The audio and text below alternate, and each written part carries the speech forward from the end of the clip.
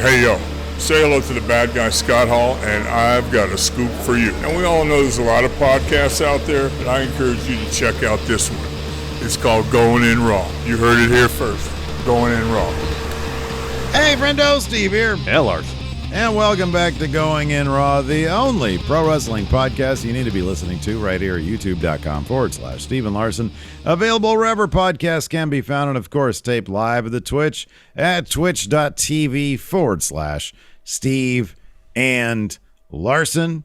Of course, yesterday we talked about Scott Hall, and right when we were about to go off the air, it was announced by Dave Meltzer, it was tweeted out by Dave Meltzer, that Scott Hall had been taken off life support, and it was like 4 hours, and he was still alive. Mm-hmm. Last night at around 5 p.m. Pacific, it got out that he had indeed passed.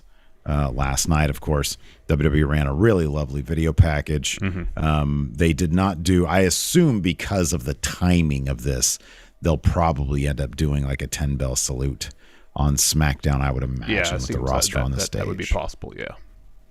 But yeah, you know, we talked pretty extensively about his impact on us, on wrestling, on yesterday's show, so we encourage you to check that out. Yes, please. For more on that. But, rest in peace, Scott Hall. Yeah, rest in peace. This a massive loss for the wrestling world.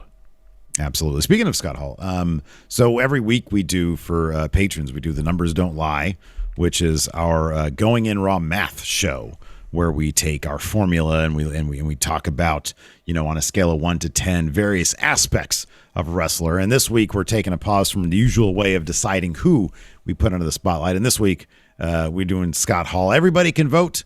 Patrons and Twitch subs and YouTube channel members can watch the show, but everybody can vote on it. Mm-hmm. So you can either join us here on the Twitch and get the link here. I'll post the link on our Twitter a little bit later on. It's actually public also at our YouTube channel right now on the community thread, the community tab there. You can get the link there as well. So be sure to get those votes in for that. And we'll do that. Let's talk about Cody Rhodes again, Larson. Oh, it seems to be a daily thing at this juncture that we discuss Cody. Is he a WWE? Is he not? When's the last time there was a subject that we talked about ad nauseum for? I know, like, when pandemic started, it was like, is WrestleMania going to be canceled? I think that was from March 12th until the day WrestleMania happened, probably. Yeah. Probably when the rumors started getting out that Punk was coming back. That probably dominated our conversation quite a bit. But I don't know. It's been a while since, for like a month straight, pretty much, we've had one topic dominate so many shows.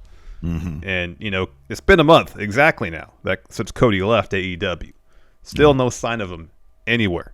Yeah. In the wrestling sphere, including on last night's Raw. Shows in Jacksonville. Of course, Jacksonville, home of AEW. Cody wasn't there. It would have made sense after Seth lost the main event for Cody's theme to play. Adrenaline in his soul. Cody's finally on Raw and said, all right, Seth, I'll be your opponent at WrestleMania. Would have got people talking. Yeah. I know someone here in chat said next week Raw's going to be in Chicago. Maybe they're going to wait for Chicago. At this juncture, I'm pessimistic that he's going to show up at all. However, Dave Meltzer is insisting that Cody is, in fact, on his way to WWE, saying in last night's Wrestling Observer Radio, quote, the impression is that Cody Rhodes, Seth Rollins is the WrestleMania match. He's coming. That's it. He's coming. He's wrestling Seth at WrestleMania unless something changes.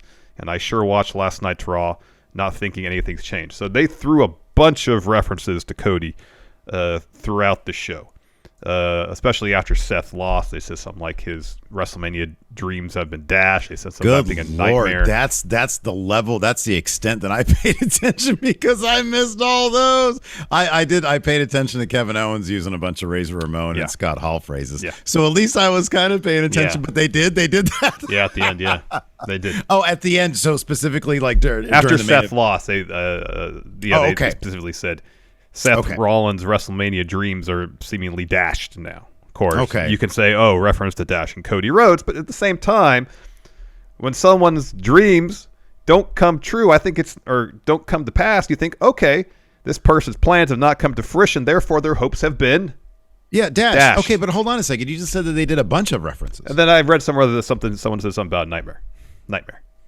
in relation to Seth Rollins. Yeah, if there was more than two, if there was a third one, that's happening. Look, here's the thing. At this point they know. At this point they know. They totally know. I mean, you can argue that, having Seth reach his absolute lowest, he comes up with this idea to turn on his friend and say, "Hey, look, what a piece of crap he was last night." His friend has this inspired idea, and then he wants to take it. And then when his friend says, "No, it's my idea. Austin's coming for me. I set this up." He's like, "I'll fight you for it." What? Yeah. And then Sonya Deville comes out and says, "Yeah, go ahead and do it in the main event." What? Yeah. And so Seth has lost everything. I know he could have come out at the end and said, "I'm your guy." But then Seth has redemption. Then he's like, "Oh, it fell in my lap."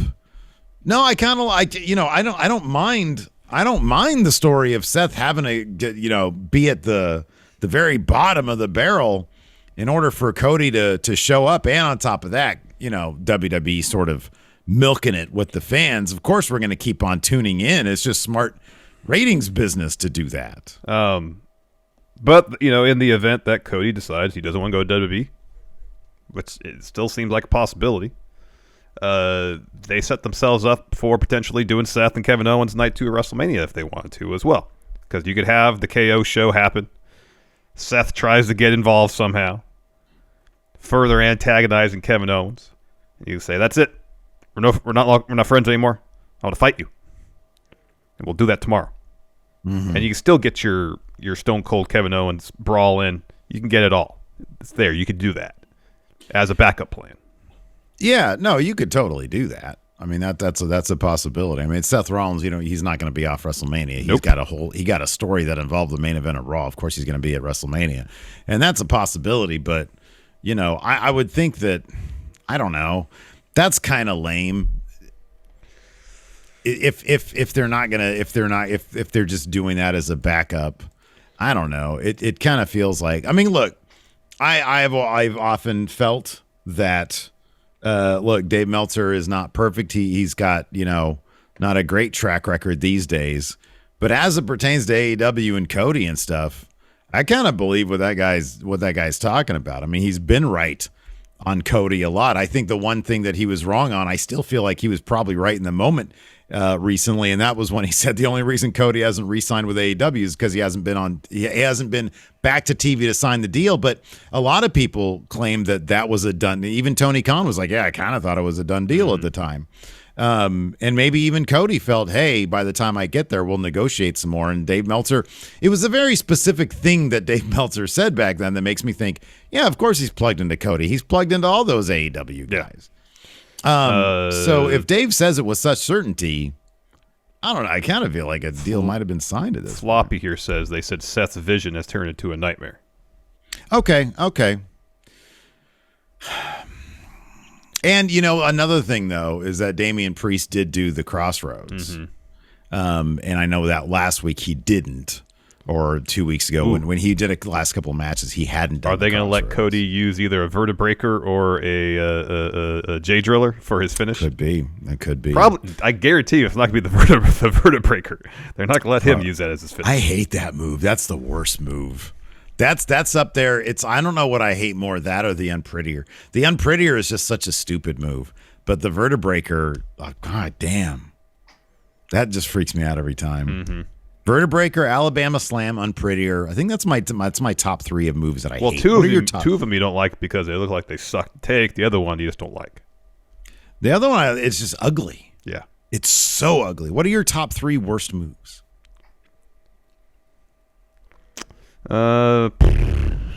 Alabama Slam does suck. That looks like that sucks. Right? Yeah.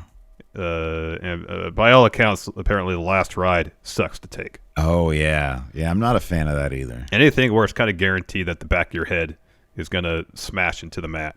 Yeah. Seems like it sucks. Yeah. Top rope Spanish fly.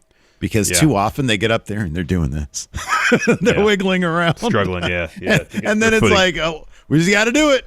Yeah. How many times are they? We just got to do it, and then they do it, and that's fine. But yeah, I hear you. Yeah. I hear you. So I don't know. I mean, I'm at the point now where if Cody, I'll believe Cody goes to WWE when he actually shows up. Yeah, me too. But the Meltzer stuff does give me a little bit of faith. It does for me, anyways. All right, let's take a quick break here to get a word in from our sponsor, Factor. You know, Larson. What's that? Much like the mighty grizzly bear, I tend to stay in quite a bit during the winter. But unfortunately for me, I don't get to hibernate. I'm just too busy doing stuff for Going In Raw, for Wrestle Juice, for Friendo Club TV. Plus, I got to watch all the wrestling every week. That doesn't give me much time to sleep 24 hours a day or do a lot of cooking in the kitchen. But I have found a way to eat well without having to worry about meal planning or prep now that I've got Factor. Factor makes it easy to eat clean 24/7 with fresh, never frozen, pre-prepared meals that are so delicious you wouldn't believe they're actually good for you, and they're ready to eat in 2 minutes. Factor's chef-crafted meals are delivered directly to your door, so that means no going out to do the grocery shopping, no meal prep, no cleanup, and no washing dishes. Steve, I don't know if I mentioned this to you. I can't stand washing dishes. Can't stand it. I know, man, absolutely. But listen, Factor's got a team of registered dietitians and expert chefs who work together to create delicious meals with nutritious ingredients. Plus, Factor's got variety. With more than 29 meal options each week, you'll never get bored. Factor offers vegan and veggie meals, cold-pressed juices, smoothies, energy bites, low-calorie options, keto meals, and a lot more to keep you fueled and focused all day long. You get everything you ever wanted when you're dealing with Factor. So head to go.factor75.com/raw120 and use code RAW120 to get $120 off. That's code RAW120 at go.factor75.com/raw120 for $120 off. Otherwise Raw, I don't know, was Raw good last night? I watched it. It was like a marshmallow. Oh, great. Awesome. Where some of it, maybe somewhat appetizing, but it was largely empty, I felt like, because there was so much filler, so many recaps. What a fascinating analogy that was. So I usually start watching Raw around 8:30, 8:40. Talk to me about your marshmallow eating habits. I don't eat marshmallows at all. In fact, I don't really care for marshmallows. They're too sweet for me in my old age. They're what? Too sweet. Too sweet. In my old age. I don't eat them anymore. But they're mostly air. That's why I made the analogy. They're wonderful, gooey, sugary air, though. So usually I start watching Raw about 8:30, 8:40, and usually I'm up to real time around 10 o'clock. Because usually there's a lot of promos I got to write. Sometimes I have to stop and write, and so on and so forth. Last night I got up to date to around 9:20, 9:25 because there's so many recaps. All right, fast forward. Yeah. So then I watched till about 10, and so the last 40 minutes I had to watch real time commercials and all. Which doesn't improve the viewing experience. That being said, it wasn't a bad show. In fact, based on how I ingest Raw, Raw with a lot of recaps isn't that bad because I can just fast forward through all those. So those I don't mind. Yeah. I mean, a couple things. Yeah, it was very recap heavy. I watched it, a lot of it this morning on the USA app, and apparently they take out commercials like a Hulu version, but without taking other stuff out. Without truncating the actual show. Yeah. And I watched, and yeah, it was very recap heavy. So let's talk about this. Recap heavy. Let's talk about Blue Edge. So we got a little bit of Blue Edge last week. That's when Blue Edge made his debut. But then they had the little tease, and rather than getting like a render of Edge, with the suit without the blue light, they used Blue Edge. Like they just took he's Blue Edge. They now. took a still from last week and just cropped. They took the background out. Select subject. Yeah. Put the alpha channel behind them so they can use them for an overlay. Yeah, right. But they kept Blue Edge, and when you sent me the picture of that, I'm like, what is that? Like amorphous purple mass at the bottom of the screen. Oh, that's Edge? Because it was blown. You took a picture off your TV, it's a little blown out. Yeah. And then when I watched it, I was like, this is not flattering at all. He's a Blue Edge. He's Blue Edge. I know he's Blue Edge now. Yeah. But last week he was talking about the genesis of Blue Edge and how AJ like unlocked something in his brain, and now he's operating at a higher level, so on and so forth. And I, like last week, I was like, this is kind of sure, hats off, you're trying something different, but it's largely unnecessary because people just want to see Edge and AJ have a really good match, and it'd be made better if it was made a bit more personal. Yeah. And so he comes out and pretty much just drops a standard heel promo with some like I don't know, longer words in it. Yeah. But otherwise it's a pretty formulaic, I don't need the fans. I'm better than all you. I'm the best thing in this industry.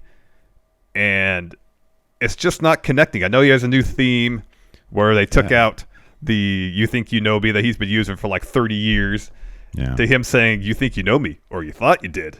Wow. And it's a new song by the same band. Like, just Alter give me a Bridge. good personal feud between AJ and Edge, and I don't need a fresh coat of paint.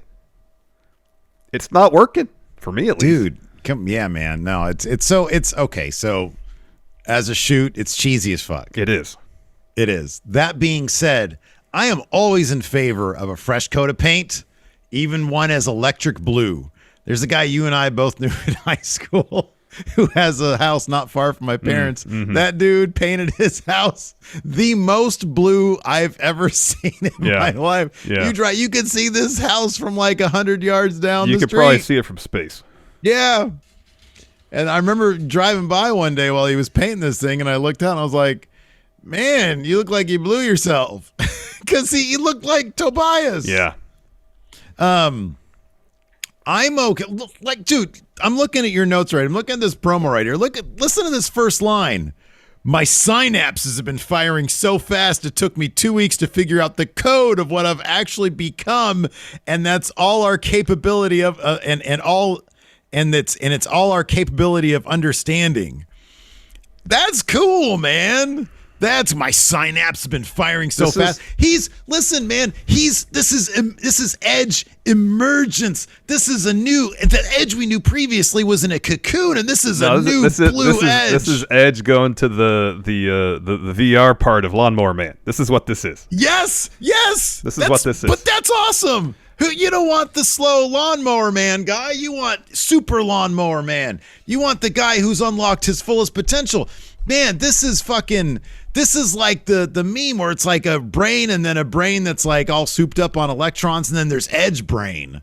That's what this is, man. See, this is Edge. Tell me what this is. But then I hear what he's actually saying. You look past the verbiage. It's just a standard heel promo, though. There's nothing really new there. That's why I say it's just a fresh coat of paint. Give me something new. Give me a different take on this. No, this is what new. Overhead Danger says. He's the computerized man of the 2020s. He's become the internet, Larson. He's decentralized Edge. This is brilliant. He is Discord. Look, man. What you're saying is absolutely true. It's a standard you people promo, dolled up with Edge having taken some acting classes, maybe getting the itch to write a little bit. Yeah, you grab the thesaurus. But what do I always say, man? To me, if I see any hint of effort in what you're doing, if you want to put a fresh coat of paint on something and try to search for some new ground in familiar territory, I'm about it because you're putting some effort into it. Do I want just another personal feud between Edge and AJ? We've seen a million of those.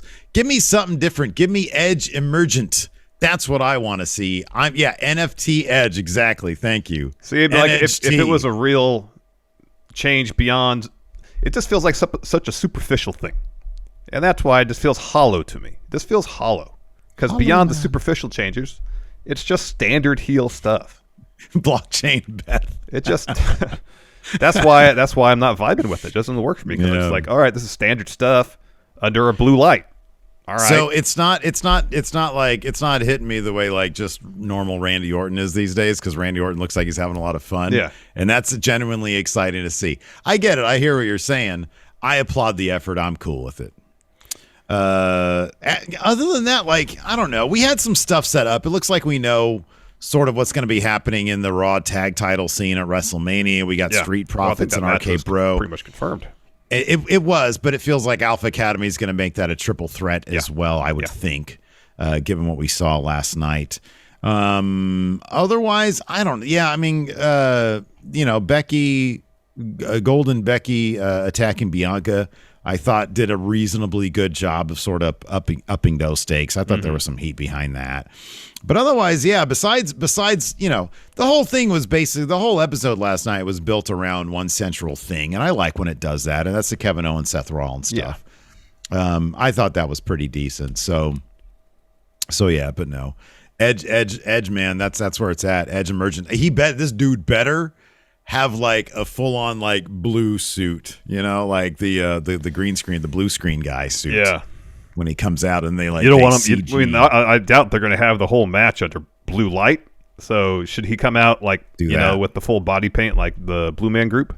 Yeah, absolutely. Yeah, you got to do super blue stuff, right? You'd think so. Like I don't know, like some blue. Do they have like contact lenses that are like creepy monster ones, but they're blue? I'm sure you can get them in dye his hair colors. Blue. What about I'm basically just becoming Steve Thunder at that point for my 2K series. Let me ask you this. So it seems like he intentionally chose blue. Blue is usually a calming color. It's color associated with calm, serene, peaceful. Yeah, or quantum leaping. Or quantum leaping or futuristic stuff, yes. Mm-hmm. But Edge trying to... I'm sure there is intentional choice to do blue light. Yeah. Is there some symbolism I'm missing here? Oh, man, I think it's probably just a matter of elimination.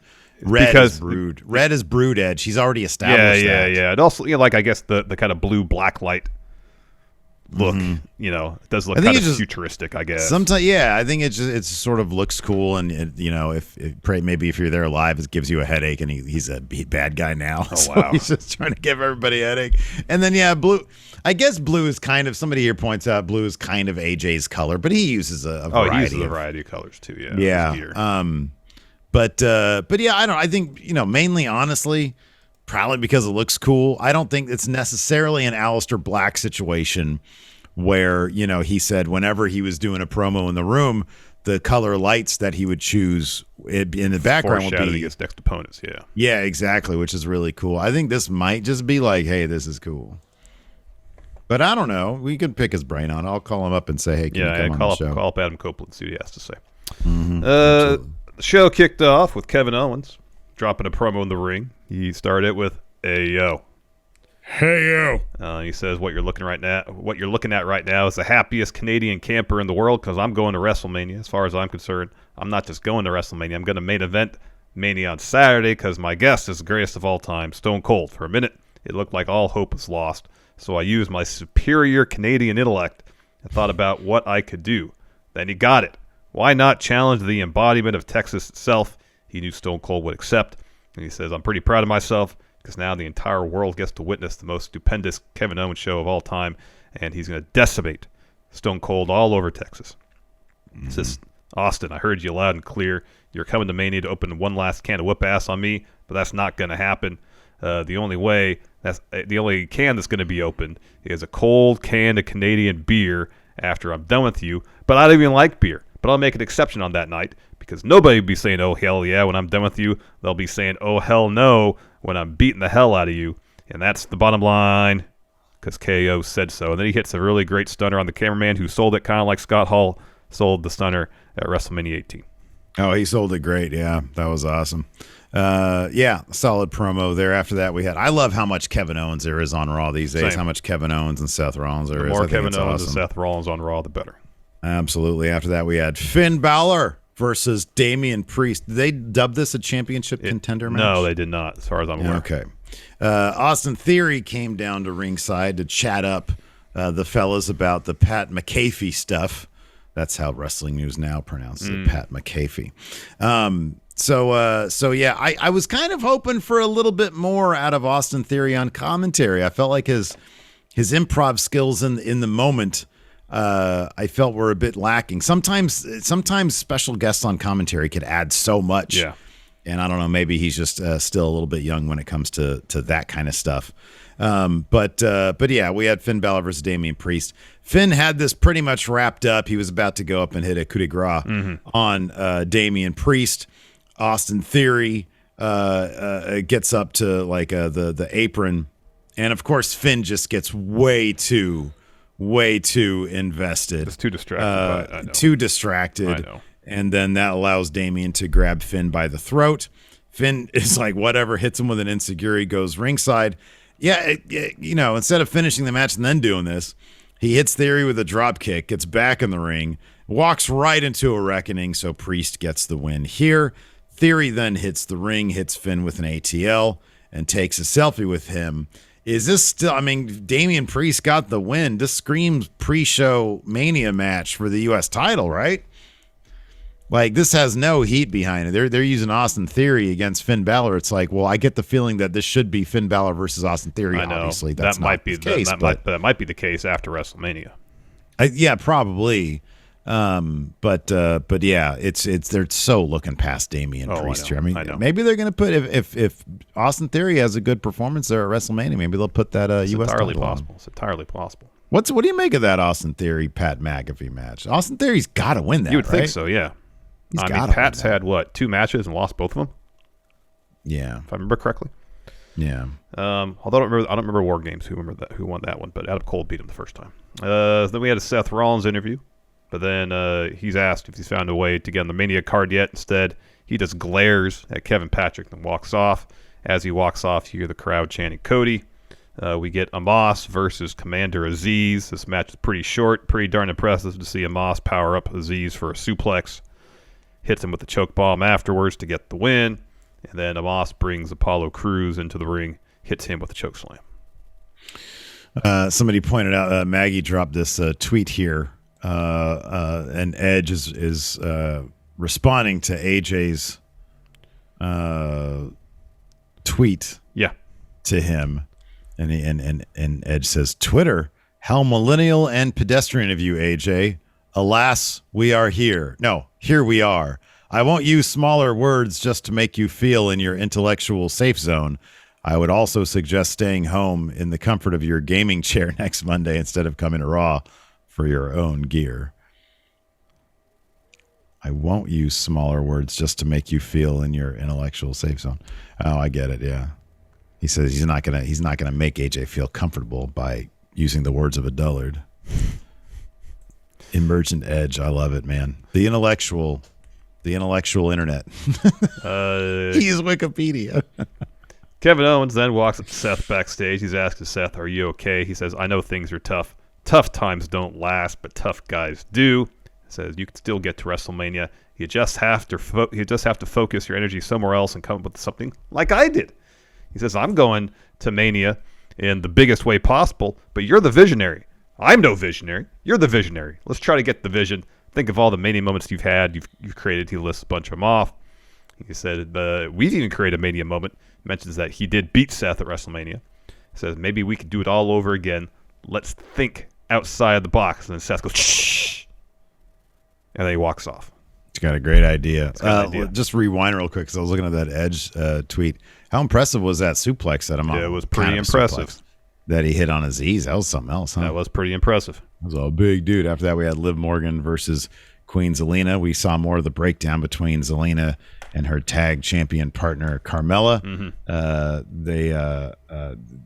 in fact, there was a promo to sort of kick this off, was sort of earlier in the day, where Zelina tells Carmella that, ever since you started that reality show of yours, you've been distracted. You need to start worrying about our match at WrestleMania. So during this match, Liv is about to hit a stomp on Vega.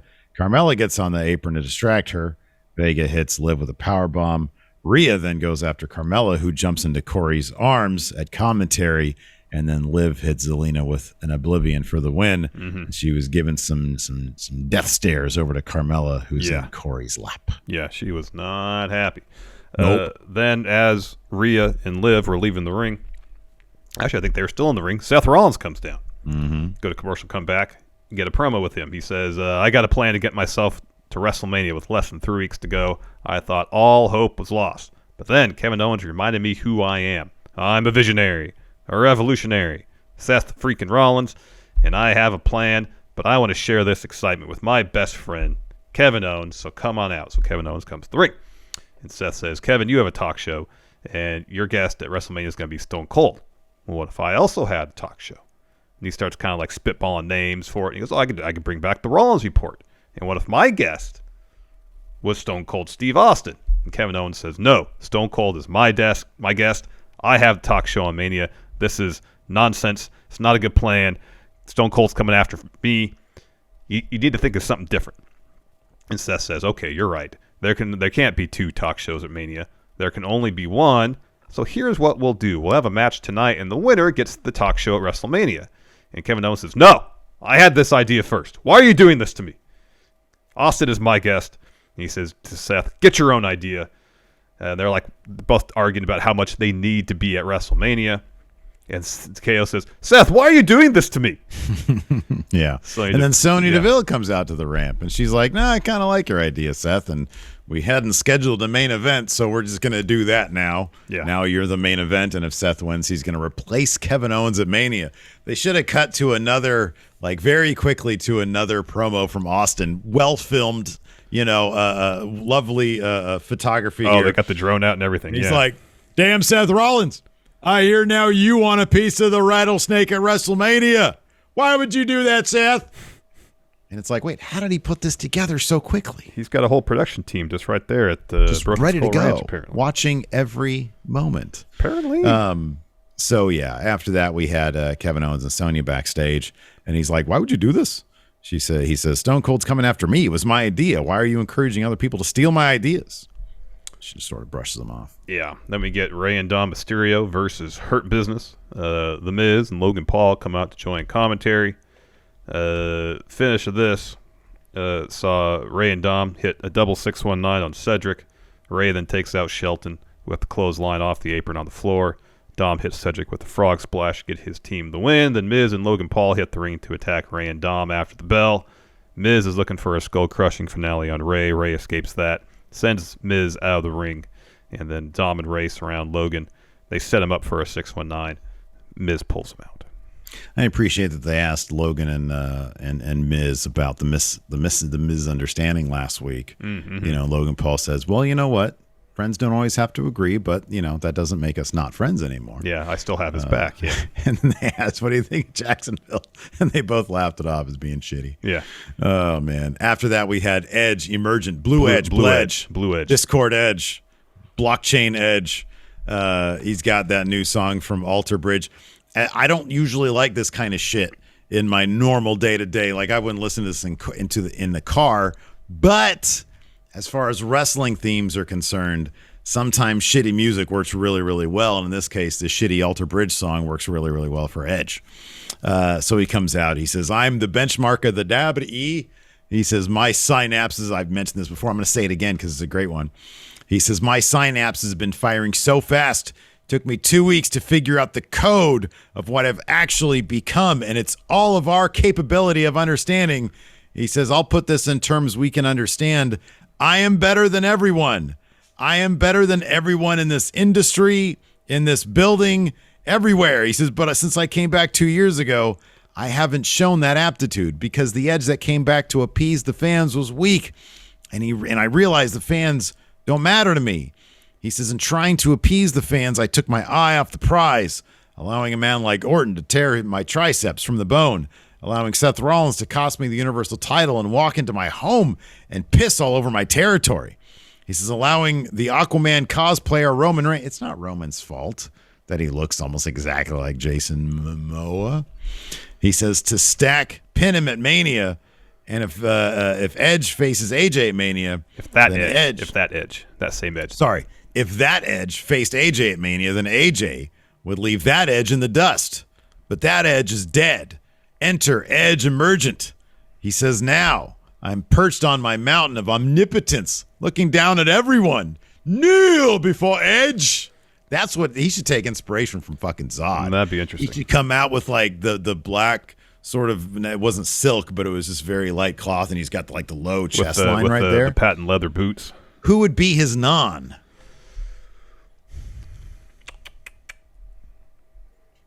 You know, there's I'm not gonna say similarities between what he's doing and what Joe Gacy is doing.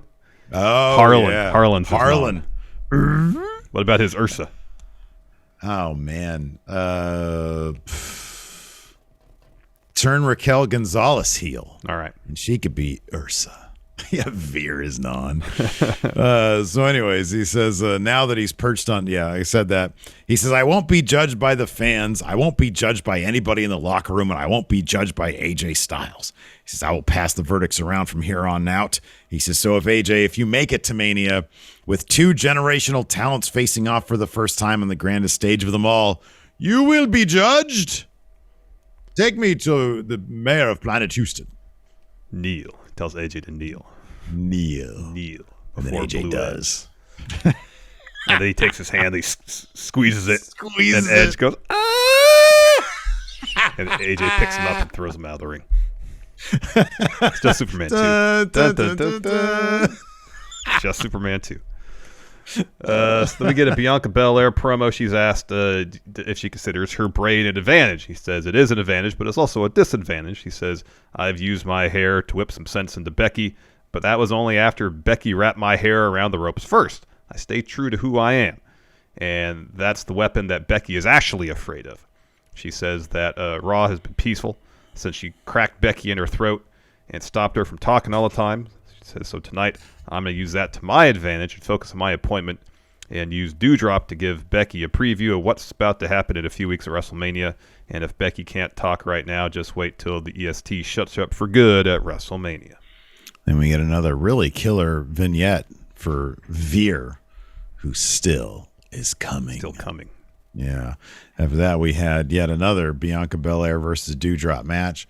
They got good chemistry. They do. So you put them in there together, and they'll put on a good match for the 13th time in a month. Before that, we had a Nikki ASH because now she's aligned with Dewdrop. Mm-hmm. She says real heroes fight fair, and they don't use illegal objects to win matches. So we're going to be rooting for Becky at Mania because they're talking about Bianca's hair. Yeah. And Dewdrop says, that's right, and Bianca tries to use her hair against me. I'm going to rip the braid out of Bianca's scalp with my bare hands. Yeesh, with my bare hands. That's rough. That's pretty rough, yeah. Yeah, so anyway, this is another fun match, between these two. I'm always down for a fun match. Just I wish they'd space them out with like other matches. Bianca ends up hitting a Dewdrop with a pretty impressive spine buster, and then, of course, a KOD for the win. Becky pulls Bianca out of the ring by her braid after that, throws her into the ring steps, slams her head in the commentary table, rams her head into a chair, wraps the chair around Bianca's neck, and then yanks Bianca into a ring post by her braid. It was a vicious attack, and they brought people down to tend to Bianca and all that kind of stuff, and Becky was wearing like golden AJ outfit. It was great. Yeah, it was pretty great. Then we had RK Bros Championship Celebration. Riddle starts, says, I feel like I'm in a time vortex. I keep playing the events of last week in my head over and over. And they did it. They're going to WrestleMania. And Orton says, Riddle, you're damn right. Earlier today, he said I was doing some math in the locker room. It's going to be Randy Orton's 18th WrestleMania. That's nuts. It is pretty crazy. He looks like he's still like 30 years old. I know. Dude. And he thinks the 18th is going to be the sweetest because he's never gone to WrestleMania as tag champion. He's never had a tag partner or a friend like Riddle. He says Riddle has had his back since day one, and he never doubted how successful they'd be, and he wants to thank Riddle for that. Gives him a hug. He says last time they won the titles, Riddle, you threw a party for us. So I took it upon myself to return the favor. He says, party planning, as you can see, isn't exactly my thing, but I tried my best. And Riddle says, nah, this is the greatest night of my career. Tells Orton that he's the best. Says, oh, you got balloons, and you got popcorn, and soda, and you got bubble gum. And Orton says, but we're going to share the gum and the last gift I got you. So Riddle holds up a green bag. And Orton says, I searched high and low for that. It's weed. Before we find out for sure what's inside there, Street Profits interrupt. They come to the ring. And by the way, you forgot to mention the whole, Randy did do his best, but he did a god-awful job. Yeah. Like the popcorn he got from concessions and like all just like tipped over. There's a tablecloth on the tables. It looks like RK Bro is written with the Sharpie by hand on it. But much about to my point about Blue Edge, it's the effort that matters, man. You know, he really did try. He did try. So Street Profits interrupt. Ford says, hey, we're just here to congratulate you on winning the tag titles. And Riddle's like, oh, cool. I didn't know, Randy, you invited the Street Profits. And Ford says, no, we're not here to party. We're here about business. We pinned RK Bro a couple weeks ago, and seeing as now you're tag champs, we figured we'd challenge you to a match at WrestleMania. And Orton asks if the Profits knew what they had to go through to get those titles back. They had to jump through every hurdle to get them. Heck, they had to win a spelling bee. He says the Profits can't just win a match and expect to be next in line. Thanks for coming. Have some popcorn, but the answer is no. So Dawkins says to Riddle. Well, so Riddle says to the Street Profits, he just says, bro. And Dawkins says, hey, when it comes to those titles, we're not bros. Ford says he doesn't know if Randy misunderstood him, but you owe us a match. He says, we're past asking for opportunities. We're telling you, we're facing you at WrestleMania. And Orton says, no one has told me what to do in this ring, not Vince McMahon, not Triple H, not The Undertaker. No one has ever told me what to do in this ring, and Street Profits aren't going to do it either. So he tells him to leave. Otherwise, he says, I'm going to listen to the voices in my head and make you leave. So Riddle steps between Orton and the Street Profits. He says, hey, the Street Profits are making some good points. We got to face somebody at Mania. It's the right thing to do. So they step aside to discuss for a little bit, and eventually they come back, and Orton says, you know, you're lucky that Riddle is cool. We're going to accept your challenge. So Ford says, hey, they appreciate Riddle talking some sense into Randy Orton. I mean, next time we come to Jacksonville, we'll show them how to throw a party. That's not ass. Oh, hey-oh. And so Riddle says, hey, don't disrespect Randy. He worked hard on this party. I thought we were cool, but now I don't want to wait till WrestleMania. And Dawkins is like, oh, you want to have a match with Montez now? You got it. So that match happened next. Yeah, we had Riddle versus Montez Ford next. This is good stuff. However, we had Riddle hitting Ford with an RKO, but he had a hard time making the cover because he was so beat up. And at that point, Otis comes to ringside, lays out Randy. Gable comes over, rams Dawkins into the ring post. Riddle looks for a drop kick on Otis, but instead he through the ropes. He catches it and he slams Riddle into the barricade. So we get a DQ. Alpha Academy hits their finish on Dawkins. Otis drops a Vader bomb on Montez Ford, and Gable follows with a moonsault, and they stand tall here. So it seems like this is going to be a triple threat tag match. Looks that way. Unless one of these teams is going to be on the outside looking in come WrestleMania if they're going to have a number one contender thing. But I kind of doubt that. I feel like all those two teams deserve to be on the main card of WrestleMania. Absolutely. Yeah. Next, we got a really well done Scott Hall Memorial. Man, Corey was crying at the intro for this. He was. That was rough to see. He was. I know, Scott Hall had been at the Performance Center a lot, over the past 10 years probably. Yeah. And it wouldn't shock me if Corey, maybe ran into him a couple times. I mean, by all accounts, it seems like Scott Hall was always very approachable. Would even approach talent to give them some insight, to critique their matches, give them some advice, help them out in various ways. So, yeah, it would not be surprising if their paths had crossed. Yeah. After that, we had a Seth Rollins interview. He says, tonight is the night. He says he was once lost, but now he's found. So I've learned something through this whole ordeal. Not only do I need WrestleMania, but WrestleMania needs Seth Rollins, and I'm about to punch my ticket right now. We had that main event, and as you'd imagine, it was a really terrific match between these two, and it finished with Seth got a roll-up on, because Kevin Owens was looking for a stunner. Seth evaded that. He rolls up Kevin Owens. Well, the ref was really slow to get over there and count. Yeah. So Kevin Owens kicks out at 2. Seth starts arguing with the ref. He takes too long doing that while Kevin Owens is down. Comes back over, looks for a stomp, but Kevin Owens gets out of the way and then hits a stunner and gets the win. And Seth Rollins is just left there staring at the WrestleMania sign as we go out. Yep. Let's go ahead and answer some questions. I have a thread right here on the Patreon. Patreon.com/Steve and Larson. Quick shout out. We've got a couple new patrons here, Al Pal and Antoine Daniels. Thank you very much, both of you. Thank you. For your support. We appreciate it. You guys get 3 bonus episodes every week if you include our GTA of course. Games on Friday.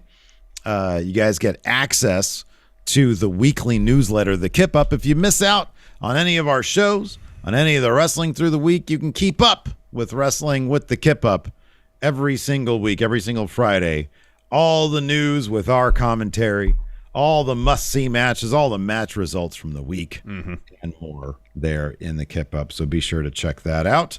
First up, David Matushek, considering that Alter Bridge did Edge's new song, what other band should accompany the same wrestler they are known for, and what song should they provide? Whoever does Cody's theme should do Cody's theme Downstate. in perpetuity. Yeah. Downstate. Yeah. Absolutely. Yeah. Without a doubt. Are there any other Living Color songs that could do more CM Punk stuff? I don't really know any of the other sons they have. Yeah, I don't know Actually, that's them. not true. I think there was like one other that was kind of popular. Yeah, no, I know what you're talking about. Mayor Pete here with the sub also says, mentions again, Seth's vision has become a nightmare. One of the other references to Cody. Blake Whitehouse asks, where do we see a Moss 6 months from now? I would imagine probably still squashing people. Yeah. Like undercard people. I don't see him in being too much of a different spot than he is now, but at some point they got to have him do something, man. I know. They got to start having him do not just squashes, but start doing cool stuff. Follow the Braun Strowman approach to booking with Amos. Have him do cool stuff. Have him turn over an ambulance, Yeah. That'll get him over. Moses Supposes says, with Scott Hall being the person who first kept Steve into wrestling, who is it for Larson? Well, Scott Hall and Kevin Nash got me back into it, but back when I first started watching. Yeah, who stood out? Because you said that, didn't you, like the first thing you did was like get a VHS tape of Mania 3, right? It was Mania 1. It wasn't the first thing. It was Mania 1. I remember flipping through the channels and coming across USA Network that was showing WWF programming. But yeah, seeing the box for Mania 1 at the video store with Mr. T and Hogan on the cover. Do you remember how compelled you were by that? Like, because you took it home and watched it, right? Yeah, at that point I had been watching it on TV for a little bit. Like on Saturdays I'd kind of, it's 11 o'clock, whatever time it was. Because Mania 1 is such like it's like an MSG house show. It's so like bare bones. I know. Yeah. But at the same time, like that was a world that I had no knowledge of, So yeah. Even then it was pretty engrossing, even as bare bones is what it was. That was Mania 1 was 85. What year do you think you started watching on USA? Like what? Like was it? Like was Mania 3 already a thing? Was Mania 2 already a thing? It was probably at some point in 85. All right. Because WrestleMania happened in 85, and I'm sure several months later is when they released it on VHS. VHS, Right. Yeah, it took a while back then. They had to do stuff. So, and I had the giant toys and all that, and the thumb wrestlers. I had all that stuff. Jordan Snipes, the fuck wrestling universe has merged with our own. Oh, dear. Which team has a better chance of dethroning the bloodline? Congress under Mecha Santa or Top Notch Super Team? I feel like Top Notch Super Team, Congress under Mecha Santa was much like the Veer of, it took them forever to actually get there. Yeah, so Top Notch Super Team was Fun Hoss. It was Captain Fun Wrestling, of course, Top Notch Super Best. I'll give the edge to them. Yeah. I can be objective about this. Yeah, it would be a different story if, as Mr. Sinister says, that we're talking about the Golden Powers. Yeah. The Golden Powers were the shit. I mean, also at the time, you had at Top Notch Super Team at full strength, you had Top Notch with the H title. You had Fun Hoss with the Fun title. And then Captain Fun Wrestling, I believe, was Larson Libre champ. Yeah, right. Yeah. Very decorated, dominant team. Yeah, but I mean, it's like Fun Wrestling was like a developmental type situation. Xavier Gray says, what do you think is the worst kind of punishment? Wasting 3 hours of your life watching Monday Night Raw, or watching the new Scream movie for 2 hours with nothing new or exciting happening? What's the worst? At least the Scream movie doesn't have if you're just watching on streaming, it theoretically shouldn't have commercials or recaps of what happened earlier in Scream movie. That's true. But also, you could always, if you're recording Raw, you can always fast forward through. It depends on the viewing experience. Yeah, right. What that's all about. I'm just trying to do something with the sub. Says, hey, yo, friendos. Wizard of Smoke says, do you think that wrestling / sports entertainment is getting oversaturated with speculation, hurting the product, and that it's setting up fans to be disappointed? Says, for instance, a lot of fans were set up to believe Cody would be at Raw due to it being in Jacksonville. There was zero fact going into the show, causing a lot of negative pushback on it. Rather, the criticism going to it being a bland show of repeat matches and a horrible WrestleMania build. I don't know, man. I think everybody just sort of takes what they... I don't know. I mean, it's, people complain. They just complain about shit. It'd be one thing if WWE literally advertised Cody to be there and then he didn't. Mm-hmm. But they didn't. Yeah. It's just speculation. When is he going to show up? Well, he didn't. Yep. Keeps you tuned in. Who's to say maybe WWE behind the scenes will kind of foster that to get people to tune in because, evidently people are paying attention to Raw to see if Cody does show up. Mm-hmm. I know last night before I started watching, I was refreshing Twitter at the end of the main event last night to see if he was going to show up. Mm-hmm. Yeah. I don't know for sure if they did. This is speculation on my part. Mm-hmm. Yeah. If they got some information out there just to make it seem like, oh, there's a possibility that could happen. Mm-hmm. Again, I don't know one way or the other if that's factual. Yeah. Wouldn't surprise me, though. I mean, if you find it ruining your experience, then stop paying attention to, the wrestling media, mm-hmm. because that might get your own expectations up. Let's see here. Oh, this is interesting. Nick Kyle says, has the Cody stuff been the most vague and annoying news and info to cover for any wrestling podcast / journalist? He says nobody really knows what is happening. I mean, in terms of the most vague and annoying, I don't know. I don't find anything annoying about it. No, it is what it is. It's semi-interesting to me because it'll be interesting to see if it does happen, when it does happen, et cetera, et cetera. But no, I don't know. It hasn't been. I'm trying to think of something that would be more. Like, honestly, what's more... Well, I mean, obviously releases are very deflating. Mm-hmm. I mean, at the end of the day, like, a dude showing up for wrestling is not an annoyance. It is what it is. Yeah. It's whenever it's something that makes me question watching WWE, when it's real life business stuff, that, bugs me. Yeah. I'm just trying to do something. Says power rank other wrestling talk show hosts that Kevin Owens should defend his spot against leading to Mania, or just have a gauntlet match at WrestleMania leading up to KO show. You have Miz, Edge, Christian, bring back Jericho, bring back Christian, Beefcake. Yeah, the barbershop. Yeah, MVP. Yeah. Oh, Bailey, absolutely. Yeah, that's a good one. Alexa Bliss. Yeah. Wow, they've had a lot of talk shows. Way too many talk shows. Did Shawn Michaels have a talk show? Yeah. It's like the Heartbreak Lounge, yeah. Oh, yeah, way back in the day. Yeah. Yeah. Okay.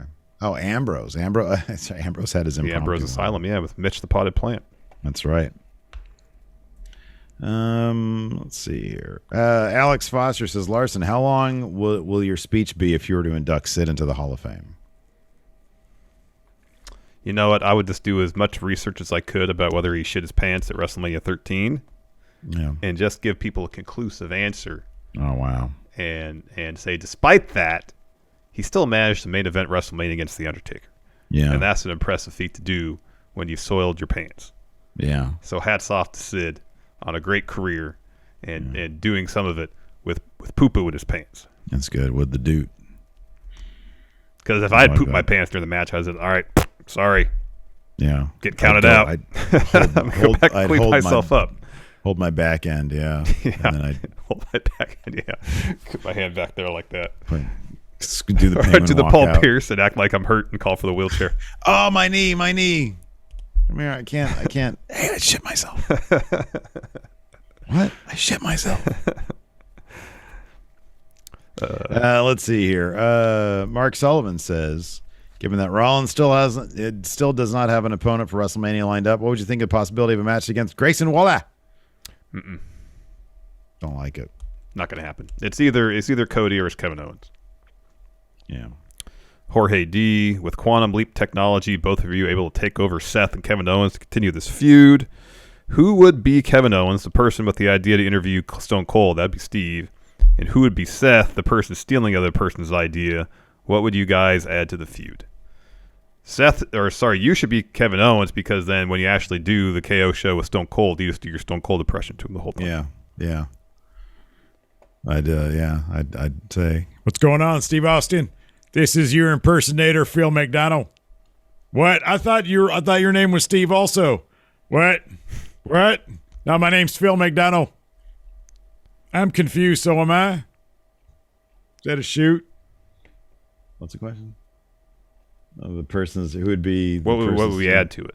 Oh, Del Taco maybe. Oh yeah, that sounds. It'd good. be a chicken soft taco eating contest, determine who gets the talk show spot. It'd be we'd add a nap to it. It'd be nap time. Yeah, and me, you, Stone Cold would all take a nap together. All right, so there's a darkened room over there. Back when I did the graveyard shift at Washington Mutual, the old bank. Yeah. It was like in a big conference center thing. And like there was a darkened room, and it was like for taking naps. Wow. And it was like the closest I've ever come to, like, it felt like an opium dens in the movies. You go in and it's like, it's dark and there's like people.